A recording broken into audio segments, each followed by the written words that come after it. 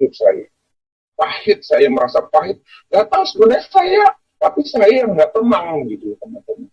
Nah, di situ, teman-teman, apalagi saya berpikir nanti kalau saya akan menyeberang Siratal Mustaqim itu yang titian rambut di belah tujuh, secara iman kami, rambut di belah tujuh, saya berpikir di situ, saya melamun, rambut di belah tujuh. Saya berpikir di situ untuk menggapai surga yang di seberang sana yang sekian jauh mungkin jaraknya.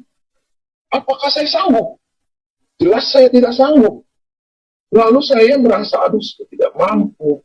Tapi bagaimana ya saya? Saya ingin bertobat, tapi saya pernah bertanya kepada Ustadz, Ustadz, saya bertanya dulu, Ustadz, apakah saya bertobat? Saya bertobat umpama ya Ustadz ya, saya bertobat, terus apakah saya nanti bagaimana? Bagaimana nasib saya Ustadz? Nah Ustadz itu bilang, Ustadz itu mengatakan, kita ini semua berdosa Bu, termasuk Nabi juga berdosa. Ustadz itu mengatakan begitu. Jadi Ustadz bagaimana? Nah, Ustadz itu mungkin kurang lebihnya kalau saya bacakan hadis sedikit ya, hadis apa ya, hadis Al-Bukhari, hadis Al-Bukhari nomor 5673 itu mengatakan, Bunda nggak sesuai dengan mungkin apa yang Bunda ingat ya, original teksnya itu, bahwa sahabat Rasulullah Muhammad saya dulu ya, bertanya kepada Rasulullah, wahai Rasulullah, bagaimana untuk bisa masuk surga? Artinya kurang lebih seperti itu. Jadi Rasulullah bersabda katanya, amal ibadahmu, sholat adalah amal ibadah ya, amal ibadah itu kan sholat dan sebagainya, apa yang saya lakukan itu, dan kebaikan apapun yang saya berikan dengan harta atau harta saya tidak bisa membawamu ke surga. Di situ saya berteguh, tidak bisa membawa ke surga. Tetapi saya belum bisa menafsirkan, teman. Saya mendengar ayat itu, tapi secara tafsirnya saya sangat nggak mengerti.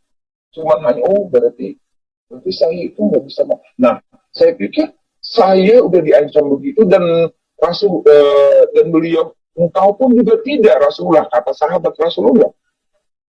Aku pun juga tidak, kata Rasulullah.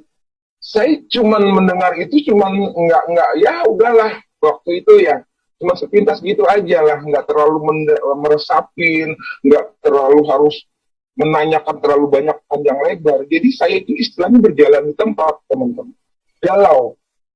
Itulah ya, tidak merasakan damai hati saya, tidak merasakan damai, galau. Bagaimana kalau orang galau itu, kegelisahan, ketakutan selalu menghantui saya selama, ya dibilang kalau di waktu itu umur saya 50, selama setahun ya teman-teman ya. Di situ saya merasakan pergumulan hidup, peperangan saya itu dalam rohani saya itu luar biasa sekali.